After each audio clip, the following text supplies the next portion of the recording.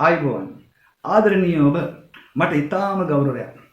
අද මේ හාරමහා පොයේ දවසේ කතා නොකළ යුතු මාතෘකාවක් වුණත් අද සමාජ මාධ්‍ය ජාලාවල තියෙන මේ පණිවිඩෙත් එක්ක අනාගත අපේ ලංකාවේ පුංචි මල් කැකුළු අනාගත හේමමාලා අනාගත සංගමිත්තාවන් පිළිබඳව අද දවසේ පත් වෙලා තියෙන මේ කාරණෙත් එක්ක පුංචි දහම් කරුණක් ඒ වගේම අතිශය වැදගත් නීතිමය කරුණු කිහිපයක් පිළිබඳව කතා කරන්න සූදානම් වෙනවා. මොකද මේවා අපි දැනගෙන සිටිය යුතුයි. නොදැන සිටීමේ විපාක තමයි අද දවසේ අපි මේ අත්විඳින්නේ.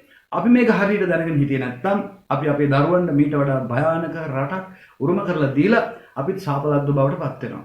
ඉතින් ඒ නිසා නීතිය පිළිබඳව සහ ධර්මයේ පිළිබඳව අදාළ PDF කොටස් කිහිපයක් ඔබට දකින්න පුළුවන්. ඒත් එක්කම වීඩියෝ ක්ලිප් කිහිපයක් තියෙනවා. සමහර කෙනෙකුගේ සිත් රෙදෙන්න පුළුවන්. සමහර කාරණා කතා කරද්දී අපට විරුද්ධව නීතිය ක්‍රියාත්මක කරවන්න පුළුවන්. නමුත් අපි කවුද හරි කවුද වැරදි කියලා කියන්න යන්නේ නැහැ. ඒවා අධිකරණයට අයිති දේවල්. අද දවසේ මේ තියෙන තත්ත්වයන් පිළිබඳව අපි පුංචි සාකච්ඡාවක් කරමු. අපි දැනුවත් වෙමු මේ පිළිබඳව අපි විසින් ගත යුතු ක්‍රියාමාර්ග මොනවද කියලා. දැන් මේ 10 වෙනි වෙන රූපරාම ඔබට මතක ඇති 2022 11 වෙනි මාසයේ 11 වෙනිදා.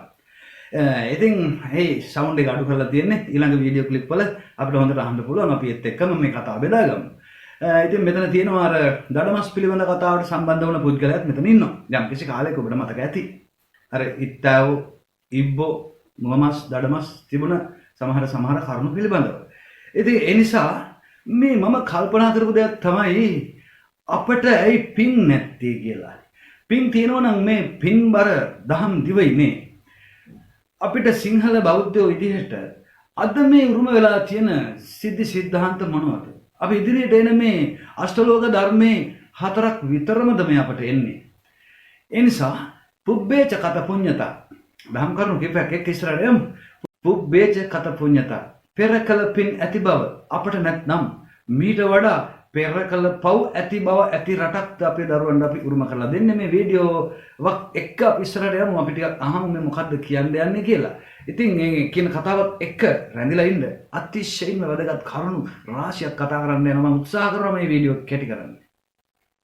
ජය ශ්‍රී මහා බෝහාමුදුරු වැඩ ඉන්න ඒ පින්බිමේ ඒ විහාරස්ථානයේ ලොකු හාමුදුරුවෝ තමයි මේ කුපාඩි ජඩ වැඩේ කරේ. අවුරුදු 70ක් 80ක් වෙන හිමිනමකට සමාජ ගෞරවන බෞද්ධයන්ගේ ගෞරවය ආදරය ලබන දේශපාලන රැකවරණය ලබන පොලිසියේ ආරක්ෂාව මේ පින්බිමේ තියෙන එතන මහේකාඩ කුංචි මල් කැකුළු පොඩි කර දාන්නට දරුවෝ දූෂණය කරලා විනාශ කරලා දාන්නට පුළුවන් නම් ඒ රටට නීතිය කුමකටද? හොඳයි, ඉතින් අපි දන්නවා නීතිය පිළිබඳ කතාව මේ ශ්‍රී ලංකා දීපේ. ඒ නිසා අපි මේ පිළිබඳව වැඩි කතා කරන්න යන්නේ මේ දේශමාන්‍ය මහත්මයෙක්. අපි මේ වීඩියෝ කොටස ගත්තා. එතුමට ගොඩක් ස්තුතියි. ඒත් එක්කම මම කිව්වා පුබ්බේච කත පුඤ්ඤතා පෙර කළ පින් ඇති බව ඇයි අපිට නැත්තේ? තව වීඩියෝ ක්ලිප් කිහිපයක් තියෙනවා. අපි ඒත් එක තඩේ කතා කරමු. අපි දන්නවා බෞද්ධ දර්ශනය ඉගෙන ගන්න අය ගොඩාක් ඉන්නවා අපේ ශිෂ්‍යයෝ. තුන්සිත පහදවා ගත යුතුයි. දල අදහසක් අපි ගමු. තුන්සිත පහදවා ගැනීම භාග්‍යවතුන් වහන්සේ දේශනා කරනවා මහණෙනි දානය කියලා කියන්නේ යුද්ධයක් කියලා කියනවා. දාන වර්ග බැලුවොත් එimhe අපි ත්‍රිපිටකේ මේ දානයක් දෙනවා කියලා කියන එක මේ සෙල්ලම් වැඩක් නෙවෙයි. අපි පුරුදු වෙලා තියෙන දේ තමයි හැරුණු අතර දෙනවා. අපි සිත පහදවා ගන්නේ සංකේත දිහා බලලා විශේෂයෙන්ම චීවර දිහා බලලා ඒක බුද්ධ චීවරයට කරන ගෞරව විදිහට සරියුත් මුගලන් මහ තෙරුන් වහන්සේලා ප්‍රමුඛ මහා සංඝ රත්නයේ විදිහට සලකන ශ්‍රමණයා කියන්නේ කවුද? භික්ෂුව කියන්නේ කවුද? බෞද්ධ භික්ෂුව කියන්නේ කවුද? සංඝයා කියන්නේ කවුද? නොදන්නා රටක ඉතින් පෙර කළ පින් ඇති බව කොහොමද අපි දැනගන්නේ? ඒ වගේම පෙර කළ පිනක් අපිට තියෙයිද? පහදවා ගත යුතු තුන් සිතේ අවසාන සිත යමක් දුන්නට පස්සේ කාලයක් ගියාට පස්සේ අයියෝ මම මේ උන්නාන්සෙට මේ දුන්නේ කියලා ඒ කලකිරීම අභිධර්ම ඉගෙන ගන්න ශිෂ්‍යයෝ අපෙන් අපි දන්නවා. කුසල් කරන්න ගිහිල්ලා ඒ කුසලයේ නිසා කුසල රැස් වෙනවා. පින් කරන්න ගිහිල්ලා පව් කරගන්නවා. ඉතින් මෙවැනි රටක අපි දන්නවා අඟුලිමාල සූත්‍රයේ තිසරණ සරණ ඵල බලව තෙරුවන් සරණ කිය පමණින්ම මේ භව රැහන් බිඳලා දාන්න පුළුවන් මේ ත්‍රිවිධ රත්නේ තියෙන රටක. අපි කී වතාවක් අපේ දරුවන් ලවා අපි මේ තෙරුවන් නම දිනවද? බුදුන් දහම් සංඝුන් සරණ යනවද? විශේෂයෙන් අද වෙසක් පොයේ දවසේ කී දෙනෙක් මෙවැනි වැඩසටහන් වලට සම්බන්ධ වෙනවද? මේ ඛේද ජනක තත්ත්වයක් එක්ක මේ නීතිමය කරුණු වලට සහභාගී වෙන්න ඒ PDF එක කොටස් වශයෙන් මම සූදානම් කරලා තියෙනවා. ඉතින් ඒත් එක්කම අපි බලමු මේ සමහර අය අපි දැකපු දෙයක් තමයි සමහර දේවල් සාධාරණීකරණය කරනවා. අද සමාජයේ අපි දන්නවා භික්ෂු වේශයෙන් ශ්‍රමණ වේශධාරීන් කොයිතරම් ඉන්නවද? හරිම සරල දෙයක්. මේ රටේ අපේ එදිනෙදා පොලිසිය කරන රාජකාරිය අපි දන්නවා. දෙපාර්තමේන්තුව වල කරන රාජකාරිය අපි දන්නවා. එවැනි රාජකාරි මට්ටමින් කරන්න පුළුවන් විසුද්ධ කළ යුතු, සුද්ධ කළ යුතු, පවිත්‍ර කළ යුතු සසුන් කෙතක් මේක කරන එක එච්චර දෙයක් නෙමෙයි. අවශ්‍ය වෙන්නේ රාජ්‍ය නිලධාරීන්ට මේ පිළිබඳව අවශ්‍යතාවයක් දැනෙන එක විතරයි. ඒ නිසා අපි ඊළඟ කොටසට යමු. ඒ කොටසත් එක්ක කතා විස්තර කරන්න. පෞද්ගලිකව දකින දෙයක් තමයි මේ රටේ තරුණ භික්ෂුන් වහන්සේලා, සාමණේර භික්ෂුන් වහන්සේලා පැවිදි වුණාට පැටිකලා හිටියට මේගොල්ලන්ට හැඟීම් දැනීම් තියෙන මිනිස්සු. මේ සිවුරට ආවරණය වෙලා හිටිය සිවුරේ මැහුනට මේගොල්ලන්ට හැම කෙනාටම විවිධ ආශාවන් තියෙනවා. මේවා කවුරුවත් සර්වතෝ භද්‍ර වෙලා නැහැ. ඉතින් අපේ වනවාසී රාහුල හාමුදුරුවෝ කියන්නේ මේ සිද්ධියට අදාළව නෙමෙයි තරුණ භික්ෂුන් පිළිබඳව කතාව. මම මේ කොටස ගත්තේ අපේ සරල සාමාන්‍ය සමාජයේ තියෙන මතයක් තමයි. ඒවා සාධාරණීකරණය කිරීම පිණිස සමහර දේවල් සමාජගත කරනවා. ඒවා සමාජගත කරපුවාම සමහර සංවේදී කරුණු බවට පත් වෙනවා. සමහර දුස්සීල පුද්ගලයන්ගේ සිවුර ඉවත් කරලා අර මොග්ගලී පුත්තත්තිස්ස තෙරුන් වහන්සේත් එක්ක එකතු වෙලා ධර්මාශෝක රජුරු කරපු වැඩේ කරන්න. එහෙමත් නැත්නම් කොසඹෑ නුවර කරපු වැඩේ කරන්න මම ඔබ හැමදාම කියන දෙයක්. හේතුව තමයි ඔවුන් මේ පවතින රාජ්‍ය ක්‍රමයට සමහර දේවල් වලට අවශ්‍යයි. ඔවුන් එවැනි තැන්වල සමහර අය තියලා තියෙනවා. ඒ තියලා තියෙන්නේ ඔවුන්ගේ උවමනා එපාකම් ඉෂ්ට කරගන්න, දේශපාලනික කටයුතු කරගන්න.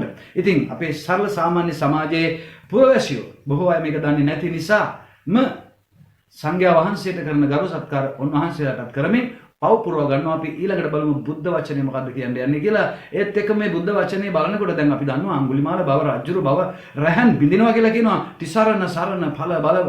ඒ වගේම යතෝහං භගිනි අරියාය ජාතිය ජාතෝ නාබි ජානාමි නැවත උපදින්න ආර්ය ජාතියේ නැවත උපදින්න තරම් මේ තෙරුවන ඒව ලංකාවේ තියෙනවා නම් ඇයි බැරි නේද? බලමු අපි චුලාස්සපුර සූත්‍රයේ මජ්ක්‍ධිම නිකායේ මොනවද භාග්‍යවතුන් වහන්සේ දේශනා කරලා තියෙන සටහනත් එක්ක බලමු. මෙතන පාලි කොටස මම තියෙනවා. මෙතන බලන්න මේ අවසාන කොටසේ මම කියන්නම්. දේශාඤ්ඤ මයං චීවර පිණ්ඩපාත සේනාසන ගිලාන පච්චේ බේසජ්ජ පරික්කාරම් බුරින්ජාම තේසන්තේකාර ආමිසු මහප්පලා මහානිස භවිස්සන්ති මහානිසංස නැත්තේ ඇයි? මෙතන කියනවා භාග්‍යවතුන් වහන්සේ මහානිසංස ඇති වෙන්න නම් මේක හිමීට බලන්න මම කෙටියෙන් කියලා ඉවර කරන්නම්. අපිම යම්ම කෙනෙකුගේ සිවුරු පිඬුවා සෙනසුන් ගිලම්පස බෙහෙත් පිරිකර වළඳ කරමු නම් අප කෙරෙහි කරන උන්ගේ සත්කාරයෝ අපේ සත්කාරයෝ මහත්ඵල මානිසංස වෙනවලු. මෙතන කියනවා මෙන්න මේ ශ්‍රමණ භාවය හරියට කරගෙන යනවා. ඒ ශ්‍රමණ භාවය කියලා කියන්නේ උන්වහන්සේලා පින් කරලා ඉන්න ඕන අපට පින් ලැබෙන්න. පින්වත් උපාසක මහත්තයෝ කියලා කියන්නේ පින් සිද්ධ වේවා කියලා කියන්නේ ඔවුන් ළඟ තියෙන දෙයක් තමයි දෙන්නේ. අර කාලයක් දැක්කම නේද සමහර ඒවා ගැව්වා මේවා ගැව්වා කියලා කියනවා. ඉතින් කවන්නේ නැහැ ඔවුන් ළඟ තියෙන දේනේ දෙන්නේ. ඒ වගේ අපේ සමාජයේ ගිහියන්ට ලැබිලා තියෙන්නේ මෙන්න මේ ආගමික නායකයන්ගේ හදවත්වල තියෙන දේවල්. මෙන්න මේ කියලා කිව්වේ අපි අද මුඛ්‍ය පරමාර්ථය කොටගත් ස්වාමීන් වහන්සේගේ නෙමෙයි. ඒවා වැරදි කරුද නිවැරදි කරුද කවුද වැරදි කියලා තීරණය කරන්නේ ගරු අධිකරණය. මම මේ පොදු සමාජය උදෙසා කතා කරන්නේ. ඊළඟට අපි කෙටියෙන් බලමු අපි ශ්‍රී ලංකාවේ පුරවැසියෝ විදිහට අපේ අනාගත මල් කැකුළු, අනාගත සංගමිත්තාවන්, අනාගත හේමමාලාවන් අපි කොහොමද ආරක්ෂා කරගන්නේ? කාන්තාවන් පිළිබඳ විශේෂ වීඩියෝවක් සූදානම්ින් තියෙනවා. ඊළඟට අපේ කවුන්සලින් වලදී අපි දැකපු සමහර දේවල් අධිකරණවල අවුරුදු 15 20 දික්කසාද නඩු කියන තරමටපත් වුණ සමාජයක වරදක් නැති පුංචි තේරුම් නොගැනීමේ කරුණක් නිසා මොන්න තරම් පවුල් විනාශ වෙලා තියෙනවද, පවුල් අවුල් වෙලා තියෙනවද? අපි ඒ ගැන විශේෂ වීඩියෝවක් ඊළඟට සූදානම් තියෙනවා. ඊළඟට බලමු මෙන්න කාරණා මෙතන ඉස්සරහට යමු. යම් කිසි වරදක් පිළිබඳව අපි ඉස්සරහට කතා කරමින් යනවා. ඉස්සෙල්ලා අපි බලමු සාමාන්‍ය පුරවැසියෝ විදියට. නීතිය පැත්තෙන් දැන් කතා කරන්න යන්නේ. අපි පහුගිය වීඩියෝවේදී විද්‍යාව, මනෝවිද්‍යාව අපි පැත්තෙන් ගොඩක් කතා කළා. අපි අද නීතිය පැත්තෙන් බලමු කොහොමද අපිට මේ සමාජය පවිත්‍ර කරගන්න පුළුවන් වෙන්නේ. රටේ රජවරුන්ට මේ සඳහා අවශ්‍යතාවයක් දැනෙනවා නම්, තියෙනවා නම් නෙමෙයි, අවශ්‍යතාවයක් ඔවුන්ගේ හදවත් වලට දැනෙනවා නම් මේ අපට දැනෙන වේදනාව ඔවුන්ට දැනෙනවා නම් පුරවැසිය විදිහට අපි බලමු. මොකක්ද ඔන්න වරද? අපි මේ අතතට ගැනෙන වරද. අපි එකින් එක පටන් ගමු අවසානයේ දැනවා හරියට මේක තීරණය කළොත් අපි හරියට මේ රාජකාරී කරන්න ඕන කියලා රටේ පුරවැසි භාවය ලබන නිලධාරි හරියට පාරේ පිඩුසිඟා වඩින්නවත් බෑ. මෙන්න මේ කියන සංලක්ෂණ සහ නිර්ණායකයන් නැත්නම් බලමු වරද මොකද්ද? දණ්ඩ නීති සංග්‍රහයේ 399 වගන්තිය යටතේ අන්වෙස් වේශයෙන් රැවටීම ඒක අර්ථ දක්වලා තියෙනවා. කොහොමද අර්ථ දක්වලා තියෙන්නේ අපි බලමු. යම් තැනැත්තෙකු අන්වෙසක් ඒ කියන්නේ වෙනත් පුද්ගලයෙක් ලෙස පෙනී සිටීම දණ්ඩ නීති සංග්‍රහයේ. ඉතින් මේවා නීතිය ක්‍රියාත්මක කරවන්න බැරි දේවල් නෙමෙයි පුළුවන් දේවල්. PDF එක කොටස් වශයෙන් මම ඉතා කෙටියෙන් මේ තිබ්බේ. අපි සිළු දෙනා මේ පිළිබඳව දැනගෙන සිටිය යුතුයි රජයට සහ අදාළ අයට බල කරන්න නම්. ඊට පස්සේ ඔන්න වරද පිළිබඳ අර්ථ දැක්වීම. දණ්ඩ නීති සංග්‍රහයේ 399 වගන්තිය යටතේ අන්වෙස් වශයෙන් රැවටීම යන අර්ථ දක්වා ඇත. යම් තැනැත්තෙකු වෙනත් සැබෑ පුද්ගලයෙකු ලෙස පෙනී සිටීමෙන් මම මේ මෙතන පිටිපස්සේ තියලා තියෙන්නේ. අපි කියවමු. කියවන්න තේරුම් ගමු. කතා කරන කොටයි බලන කොටයි හොඳට අපිට මේක දැනෙනවනේ හිතට. සිටීමින් මනස්කල්පිත. ඒ කියන්නේ හිතෙන් උපකල්පනය කරලා වරහන් ඇතුළේ ඇති සැබෑවින්ම ජීවත් නොවන පුද්ගලයෙකු. මම මේ පුද්ගලයන්ගෙන් ගත්තේ ටිකෙන් ටික මේක ගැඹුරට යනවා. එතකොට තේරෙයි දෙයියනේ මෙච්චර දේවල් මේවා තිබියදී අපි රැවටුණා නෙමෙයි බල හිටියා නේද? රැවටෙන බව දැන හිටියා නේද? අනේ සිවුරනේ චීවරයටනේ කිය හිටියා නේද? අපි කොච්චර වරදක් අපේ අනාගත මල් කැකුළු වෙනුවෙන් කරලා තියෙනවද? මෙතනදී ලොකු පසුතැවිල්ලක් අපට එන්න ඕන. පුද්ගලයෙකු ලෙස පෙනී සිටීමෙන් තමා වෙනත් අයෙකු බව ඇඟවීමෙන් යම් වංචාවක් හෝ රැවටීමක් සිදු කරන්නේ නම් එය මෙම වරදට අයත් වේ. අපි ක්‍රමානුකූලව යමු. ඊළඟට ඔන්න මම සඳහන් කරලා තියෙනවා දඬුවම දණ්ඩ නීති සංග්‍රහයේ 402 වගන්තිය අනුව අන්වෙස් වේශයෙන් රැවටීමේ වරදට ලැබෙන දඬුවම මෙසේය. වසර 3ක් දක්වා විය හැකි කාලයකට දෙවර්ගයෙන් එක් වර්ගයක බරපතල හෝ ලිහිල් බන්ධනාගාර ගත කිරීමක් නැතහොත් දඩයකට යටත් කිරීම නැතහොත් බන්ධනාගාර ගත කිරීම සහ දඩය යන දෙකම මේ යන්නේ සාමාන්‍ය පුරවැසියෝගේ අදාළ නීතියෙන් අපි ඊළඟට යනවා සිවුරට චීවරයට එතෙන්ද කියලා බලමු. මම මුල ඉඳලම යන්නේ අපිට දේශීය නේද තේරුම් ගන්න පුළුවන් මේ නීති අදාළ වෙන්නේ කොහොමද මේකට ගැලපෙන්නේ කියලා. මේ ලංකාවේ ආගමික සහ සිවිල් නීති යන දෙකම ස්පර්ශ වෙන මෙන්න මේක වැදගත් තරමක් සංකීර්ණ තත්වයකි. ඒක සංකීර්ණ කරගෙන තියෙන තත්වයක් අපි බලමු කොහොමද කියලා. ශාසනයෙන් හෝ නිකායෙන් නිර්පණ ලද ශාසනයෙන් හෝ නිකායකින් නිර්පණ ලද හෝ උපසම්පදාව අවලංගු කරන ලද හෝ නිකායෙන් අස් කරන ලද දැන් බලන්න අපේ සමාජයේ කී දෙනෙක් මෙහෙම ඉන්නවද? පුළුවන් නම් මගේ සිවුර ගලවපම මානව හිමිකම් සංවිධානය කියලා ආසියානු මානව හිමිකම් සංවිධානයේ අධ්‍යක්ෂක ගෙනල්ලා හිටගෙන කියපු අය ඉන්නවනේ අදටත් ඉන්නව නේද? හරි බලමු. ආයිකු දිගින් දිගටම සිවුර දරා සිටීම සහ ශාසනික දේපොළ පරිහරණය කිරීම සම්බන්ධයෙන් ශ්‍රී ලංකාවේ පවතින තත්ත්වය මෙසේය. මම මේ සඳහන් කරලා තියෙන PDF එක කියවමු. එක සිවිල් නීතිය සහ දණ්ඩ නීති සංග්‍රහය. යම් පුද්ගලයෙකු නීත්‍යානුකූලව පැවිද්ද අහිමි වූවෙකු හෝ ශාසනයෙන් නිරපු අයෙකු බව තහවුරු වී තිබියදී කවුද තහවුරු කරන්නේ බලමු. සිවුර දරාගෙන භික්ෂුවක ලෙස පෙනී සිටින්නේ නම් එය අන්වෙස් වේශයෙන් රැවටීම එහෙම නැත්නම් පර්සොනේෂන් යන ගණයට වැටෙනවා.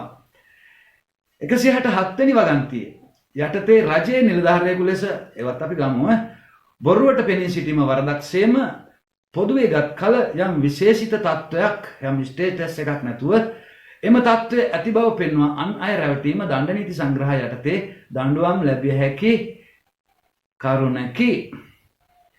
ඊළඟට තියෙනවා ශාසනික දේපොළ භුක්ති විඳීම විහාර දේවාලගම් පනත යටතේ. විහාර දේවාලගම් පනතේ දැන් ඉස්සරහට දාගෙන හුඟක් අය නේද පිස්සු කෙලින්නේ. මේ ඇස් කම්පියාගෙන ඉන්න අයට ඔන්න හොඳ වැඩේද මම පේන්න ඕන. අපි කියන්න ඕන. අපි දැනගෙන ඉන්න ඕන. විහාරස්ථානයක හෝ ශාසනික දේපොළක අයිතිය සහ පරිහරණය තීරණය වන්නේ 1931 අංක 19 දරන විහාර දේවාලගම් පනත අනුවයි. යම් භික්ෂුවක් නිකායෙන් නිරපා හරිනු ලැබූ විට එම නිකායට අයත් විහාරස්ථානයක පාලන අධිකාරිය හෝ විහාරාධිපති ධූරය දැරීමට ඇති අයිතිය අහිමි වෙනවා. සමාජිකත්වය අහිමි වුණාට පස්සේ ඒ සමිතියේ තියෙන දේවල් භුක්ති විඳින්න අවසර නැහැ නේද? තනතුරක්වත් ගන්න බෑනේ. එවැනි අයෙකු බලහත්කාර යෙන් දේපල පරිහරණය කරන්නේ නම් එය අයිතු ඇතුළු වීම හෝ දේපල අවභාවිතයක් ලෙස සලකා සිවිල් නඩු විධාන සංග්‍රහය යටතේ නඩු පවරා ඉවත් කිරීමේ හැකියාව සහ බෞද්ධ කටයුතු කොමසාරිස් ජනරාල්වරයා හරහා හෝ අධිකරණය හරහා සිදු කළ හැකිය. බලන්න නිලධාරී කී දෙනෙකුට මේක කරන්න පුළුවන්ද කියලා. එතකොට දැන් මේ විහාර දේවල් ගම් පනතත් එක්ක ඔය කතා කරලා අපි ඊළඟට බලමු. තුන්වෙනි කාරණා මහානායක හිමිවරුන්ගේ සහ කාරක සංඝ සභාවේ තීරණ. ශ්‍රී ලංකාවේ පවතින සම්ප්‍රදාය අනුව පිටිපස්සේ තියෙනවා මන් කියලා භික්ෂුවකගේ ශාසනික විනය පිළිබඳ අවසන් තීරණය ගන්න ලබන්නේ අදාළ නිකායේ කාරක සංඝ සභාව මගිනි. අපි දැක්ක සමහර තීරණ අරගෙන තීරණ දීලා ඒවා ප්‍රකාශයටපත් කරලා ඊළඟ තැනට යන්නේ නැතුව ඒවා ඒම තියලා තියෙනවා. අපිට පේනවා සමහර අය පහුගිය කාලවලදී ওই පොලිසියෙන් එහෙම අපරාධ පරීක්ෂණ කරන්න ගිහිල්ලා ඒවා හිමීට පරීක්ෂණ අපරාධ බවට පත් වුණ තැන් අපි දැකලා තියෙනවා. ඒවා සඳහා සාක්ෂි සාධකත් අපි භුක්ති විඳලා තියෙනවා, අපි අත්විඳලා තියෙනවා, අපි දැකලා තියෙනවා. හරි. යමෙකු නිර්පා ඇති බවට නිකාය මගින් නිල වශයෙන් බෞද්ධ කටයුතු දෙපාර්තමේන්තුව වෙත දැනුම් දුන් විට ඔහුගේ භික්ෂු අනන්‍යතාවය භික්ෂු හැඳුනුම්පත අවලංගු වෙනවා. එබැවින් එතැන් සිට ඔහු සාමාන්‍ය වැසියෙකු එමෙ නැත්නම් ගිහියෙකු ලෙස නීතිය ඉදිරියේ සැලකෙන බැවින් චීවරය දාගෙන හිටියට නීතිය ඉදිරියේ සැලකෙන්නේ සාමාන්‍ය පුරවැසියෙක් විදිහට. දැන් අපේ සමාජයේ චීවරය දාගෙන හිටියට අපි සැලකන්නේ සංඝයා වහන්සේ විදිහට. හත් දෙයනේ සංඝයා වහන්සේ කියලා කියන්නේ වියත්තෝ විනීතෝ විසරදෝ බෞසුතෝ ධම්මදරෝ ධම්මානුධම්ම පටිපන්නෝ. සෝබෙන්ති සූත්‍රයේ සඳහන් වෙන ආකාරයට මෙන්න මේ කරුණු තියෙන්නත් ඕන, නිකන් නෙමෙයි, නිකන් හඳුනපත් මේවා තිබ්බත් වැඩක් නැහැ. ඉතින් එවැනි සමාජයක ඒවා සියල්ලම නැති තැන. ඉතින් ඇත්තටම කෝ පුබ්බේච කත පුඤ්ඤතා පෙර කල පින් ඇති බව කරපු තරමක් කරලා තියෙන්නේ කර්මයේ ඩබල් පින සිංගලුත් නෙමෙයි ඍණ. රයිට්. එතන සිට හො සාමාන්‍ය වැසියෙකු අපි එක බැලුවා. අපි ඒක අවසන් කරන්නේ අපි. සාමාන්‍ය වැසියෙකු එහෙම නැත්නම් ගිහියෙකු ලෙස නීතිය ඉදිරියේ සැලකෙන බැවින් සිවුර ඇඳීම නීති විරෝධී ලෙස පෙනී සිටීමක් ලෙස අර්ථ කතනය කළ හැකිය. නීති විරෝධී වැඩක්. පොලිස් දෙපාර්තමේන්තුවෙන් පොලිස් නිලධාරියා ඉන්ටර්ඩික් කළා හෝ ඩිස්මිස් වෙලා ඉවත් වුණා නම් කඩේ ගිහලා යුනිෆෝම් එකක් ගත්තා කියලා එයාට රාජකාරී කරන්න බැරි බව අපේ සමාජය අපි දන්නවා. ඊළඟ කොටස. මෙවැනි අවස්ථාවකදී සාමාන්‍යයෙන් අනුගමනය කරනු ලබන්නේ පියවර කිහිපයක් පමණි. බෞද්ධ කටයුතු කොමසාරිස්වරයාට පැමිණිලි කිරීම කරන්න පුළුවන්. කවුද කරලා තියෙන්නේ බලමු. විහාර දේවාල ගම් පනත යටතේ ශාසනික දේපල ආරක්ෂා කිරීමට ඔහුට බලය ඇත. කාටද? බෞද්ධ කටයුතු කොමසාරිස්වරයාට. ඊළඟට පොලිස් පැමිණිල්ලක් කිරීම, පුද්ගල මාරුවක් හෝ වංචා සහගත ලෙස පෙනී සිටීම සම්බන්ධයෙන් විමර්ශනයක් ඉල්ලා සිටිය හැක. මේ විමර්ශනය කෙරෙනවද නැද්ද කියන තමයි ඊළඟ ප්‍රශ්නේ. ඒකට අපි දන්නවනේ සමහර අය ජීවිතාන්තය දක්වා සිර දඬුවම් ලැබලා මරණ දඬුවම් නියම කරපු අයත් රජයේ මැදිහත් වීමෙන් ජනාධිපති මැදිහත් වීමෙන් නිදහස් පුරවැසි විදිහට එළියේ ඉන්න අපි දන්නවනේ. එහෙමනම් මේ වගේ දෙයකට එක පෑන් පාරක් හොඳටම ඇති. ඊළඟට දිසාධිකරණයේ නඩු පැවරීම. අදාළ දේපලත් එම පුද්ගලයා ඉවත් කිරීමට නඩු පැවරිය හැකිය. ඒ පුද්ගලයා අදාළ දේපලත් එයාගේ තියෙනවා නම් එහෙම නැත්නම් ඒ දේපල ආරක්ෂා කිරීම සඳහා ඒ දේපලෙන් පුද්ගලයා ඉවත් කිරීමේ හැකියාව තියෙනවා. ඊළඟට බලමු. ශාසනයෙන් නිර්පණ ලද හෝ පැවිදි භාවයේ අහිමි වූ අයෙකු දිගින් දිගටම භික්ෂුවක ලෙස පෙනී සිටමින් මහ ජනතාවගෙන් දානමාන පිරිකර හෝ මුදල් ලබා ගැනීම ශ්‍රී ලංකාවේ නීතියට අනුව ඉතා පැහැදිලිවම දඬුවම් ලැබිය හැකි මොකද අපරාධයකි. මොකද්ද? පිරිකර හෝ දානමාන මුදල් ලබා ගැනීම, මහ ජනතාවගෙන් නොයෙක් දේවල් ලබා ගැනීම, ගෞරව සම්මාන මේ ඔක්කොම මේකට අයිති වෙනවා. ඇයි? වෙනත් අයෙකු ලෙසින් ඉන්නේ. එයා භික්ෂුවක් නෙමෙයිනේ. එයා සංඝයාත් නෙමෙයිනේ. එයා බෞද්ධත් නොවන නිසානේ මේ නිකායන් වලින් නිර්පලා තියෙන්නේ. ඒ වගේම ප්‍රකාශයටපත් කරලා තියෙන්නේ. එහෙමනම් අපේ සමාජයේ මෙවැනි අපරාධකාරයෝ කී දෙනෙක් ඉන්නවද නිකන් හිතලා බලන්න. එහෙමනම් අපරාධකාරයෝ ඉන්නේ සිවිල් සමාජය තුලද අපරාධකාරයන්ට පවා උදව් කරන මේ භික්ෂු සමාජය තුලද? මෙන්න මේ පිළිබඳව අපි දැඩි අවධානය යොමු කරන්න ඕන. වැඩිපුර ඉන්නේ කියන්නේ ගණන් වශයෙන් නෙමෙයි. වැඩිපුරම කරන අය. ඇයි? මිනිස්සු විශ්වාසය තියාගෙන, ගෞරව කරගෙන, සම්මාන දීගෙන, පාවඩ දාලා වඩම්මවාගෙන, උඩින් වියම් බැඳලා, දෙපා සෝදලා ගෙටගන්නේ කවුද කියන තැන අපි තේරුම් ගත යුතුයි. ඊළඟට වංචා කිරීම චීටිං එකක් වෙනවා. ඊළඟට යනවා අපි දන්න නීති සංග්‍රහයේ 400 සහ 403 වගන්ති ප්‍රකාරව යම් අයෙකු තමා සතු නොවන තත්වයක් පෙන්වා උදාහරණයක් විදිහට තවමත් භික්ෂුවක් බව පෙන්වුවා මේ කාරණේ අපි කතා කරන්නේ මම වරහන් ඇතුළේ තිබේ එකයි. වෙනත් අයෙකුගෙන් දේපලක් මුදලක් හෝ වටිනා දෙයක් ලබා ගන්නේ නම් එය වංචා කිරීමේ වරදට අයත් වේ. දැන් බලන්න කීයකට අයත් වෙනවද කියලා දණ්ඩ නීති සංග්‍රහයෙන්. සාමාන්‍යයෙන් ඕනම නීතිය කැඩුවා නම් ඊළඟට ඒ පිටිපස්සේ වරද එනවා අපි දන්නවා නේද? හරි. අන්වේෂයෙන් රැවටීම. cheating by personation. මීට පෙර අප සාකච්ඡා කළ 399 වගන්තිය මෙතනට ඉතා තදින් බලපායි. යම් අයෙකු උපසම්පදාව හෝ පැවිදි බව අහිමි වූ පසුත් තමන් තවමත් නිත්‍යානුකූල භික්ෂුවක් බව ඇඟවීමට සිවුර භාවිතා කරන්නේ නම් භාවිතා කළ යුතු තමන් ගිහිගෙන් නික්මුණාට පස්සේ ඕනතරම් ක්‍රමසාවිදි තියෙනවා. ඇයි මේ චීවරය පමණක් භාවිතා කරන්නේ? ඒක අත්හැරලා දාලා ගිහිල්ලා වෙනත් ඇඳුමක් දාගන්න පුළුවන් ඕන තරම් තියෙනවා. ඉරිසි ප්‍රවෘජාව කියලා කියන්නේ ඒ ඉරිසි ප්‍රවෘජාව තුළ වෙනත් හැඩතලයන් සහිත දේවල් තියෙනවා. අපි දන්නවා ඒවා. හරි. කරන්නේ නම් මවුස් පොයින්ට් එක එය මහජනයා මුලා කිරීමකි. මහජනයා දානමාන ලබා දෙන්නේ නම් ඒ පුද්ගලයා භික්ෂුවක් යන ගෞරවනීය තත්ත්වයේ සිටින නිසාය. එම තත්ත්වය බොරු එකක් නම් ඔහු සිදු කරන්නේ මහජනතාව රවටා දේපල අත්පත් කර ගැනීමකි. දැන් තේරෙනවා නේද අපට මේ නීතියේ කොහොමද මේවා තියෙන්නේ කියලා?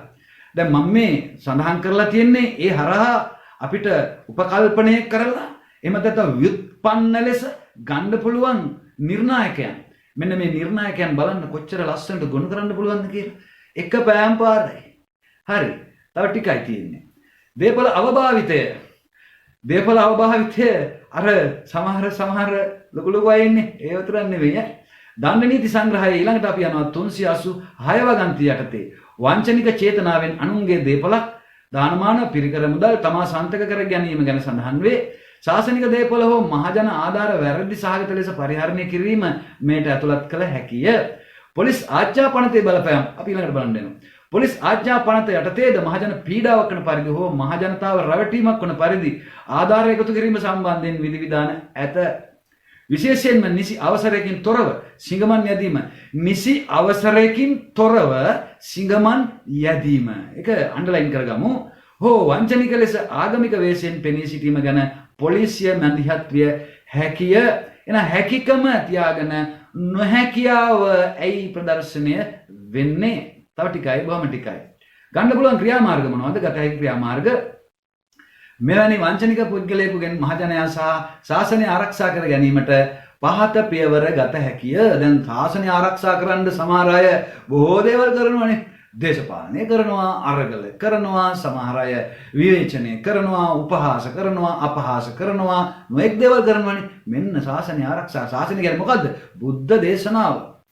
ඒ බුද්ධ දේශනාව තියෙන්නේ හැබැයි මෙහෙමයි මේක නීති සමිතන අපි ශාසනය කියලා මම දැන් සඳහන් කරලා තියෙන්නේ මේ අපි අද දවසේ කියන ශාසනය. ඇත්තටම බුද්ධ දේශනාව අනුව සඳහන් ශාසනය තුන් ප්‍රකාරයි අපි ආරම්භයක් විදිහට ගත්තොත් පර්යාප්ති ප්‍රතිපatti ප්‍රතිවේද. ඒක බුද්ධ දේශනාව අනුව ගත්තොත් සියලු පව් නොකිරීමත් කුසල් කිරීමත් සියලු බුදුරුන්ගේ අනුශාසනය වේ.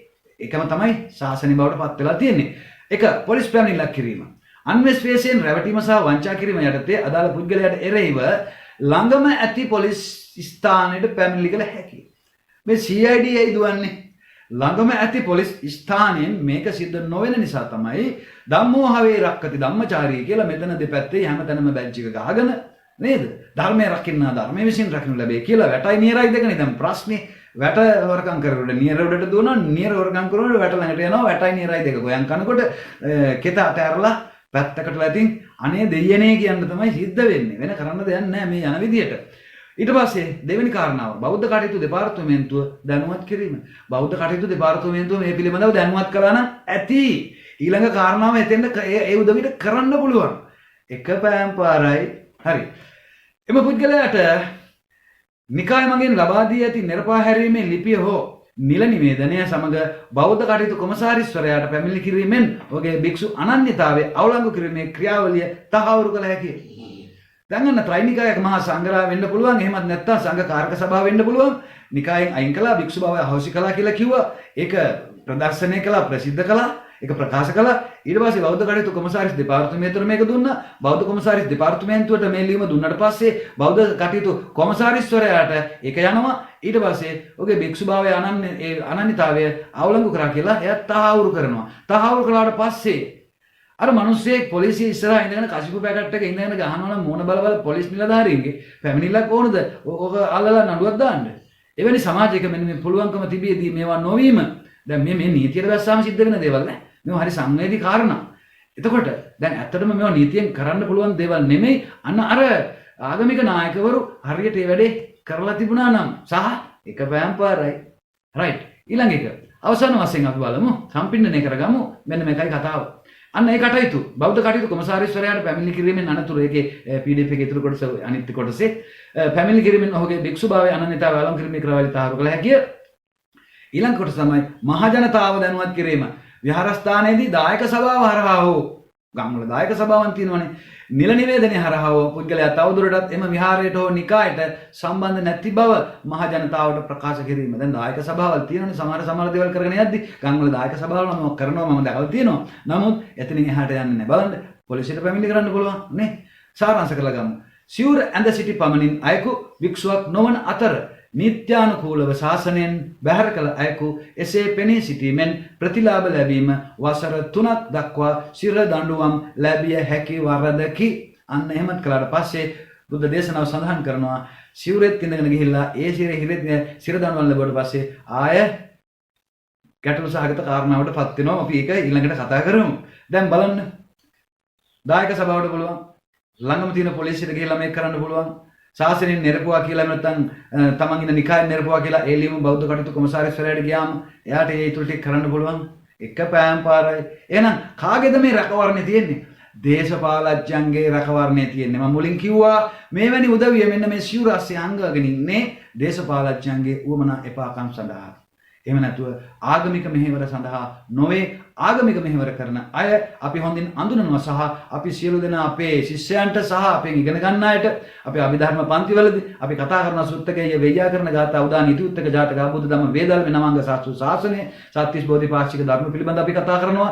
ඒත් එක්කම පටිච්ච සමුප්පාදය මේ හැම දෙයක්ම අපි සාකච්ඡා කරනවා. නමුත් අපි නීතිය පිළිබඳව කතා කිරීමේදී ප්‍රවේශම් වෙන්නේ අපි දන්නවා ලංකාවේ සිද්ධ වෙන්නේ අපරාධ පරීක්ෂණ මේ පසුගිය කාලවලදී පරීක්ෂණ අපරාධ නිසා. හොඳයි එහෙමනම් මෙන්න මේ පිළිබඳව අපි දැනුවත් වෙලා අපි අපේ සමාජයේ දැන් මේ උදවියට දොස් පවරන්න අපි යනවා නෙමෙයි. ඒ උපවාදයෙන් අපි කරගන්න යන්න ඕනේ නැහැ. ඇත්තටම ඒ ආර්ය උපවාදයේ කිරීමට එහා භාග්‍යතුන් වහන්සේ දේශනා කරනවා එවැනි උදවියට ගරහපියව, පන්නපියව, ප්‍රතික්ෂේප කරපියව, පලා දුවපියව එනවනම් එයාලා පන්නන්න බැරි නම් අපිට දුවන්නලු ඒ එන පැත්තෙන්. සකුණ ජාතකේ වයි ගත්තොත් එimhe සකුණ ජාතකේ පැහැදිලිවම දේශනා කරනවා ගහ ගිනි ගන්නවා නම් ඒ ගහේ ඉන්න ගුරුල්ලෝ අනිවාර්යෙන් ඉගිලිලා යනවා. ඒ වගේ මේක අතහැරලා යන්න කියලා කියනවා. මෙන්න මොවුන් අතහැරලා දැම්මට පස්සේ මොවුන්ගේ පැවැත්ම නැති වෙනවා. පැවැත්ම ඉබේ නැති වෙනවා. ඔවුන්ට පැවැත්මක් සකස් කරලා දී තිබෙන තාක්කල් ඔවුන් තව බෝ වෙනවා. එhmenan අපි තේරුම් ගන්න සිටිය යුතුයි. ඔවුන්ගේ පැවැත්ම නැති කිරීම සඳහා අපි කුමක් කළ යුතුද? ඔවුන්ගේ පෝෂිත ප්‍රදේශය ඒ කැච්මන්ට් එක අපි අහෝසි කරන්න ඕන, අවලංගු කරන්න ඕන. අන්න එතෙන්ද අපි පෙළ ගැහෙන්න ඕන. ඊට පස්සේ පිරෙන කැපැසිටි එක අපිට හොඳ කැපැසිටි එක කරගන්න පුළුවන්. එහෙනම් ඊළඟ වීඩියෝ මීට එහා ගිය දෙයක් සබ්ස්ක්‍රයිබ් කරලා තියාගන්න. අපි මුණ ගැහෙමු එතනදී. මම ඔබ මට ගෞරවයක් කියලා. ඒ නිසා ගෞරවනීය විදිහට අපි එතනදී මුණ ගැහෙමු. එහෙනම් දැනට ගිහිල්ලා එන්නම්. සියලු දෙනාටම ජය වේවා.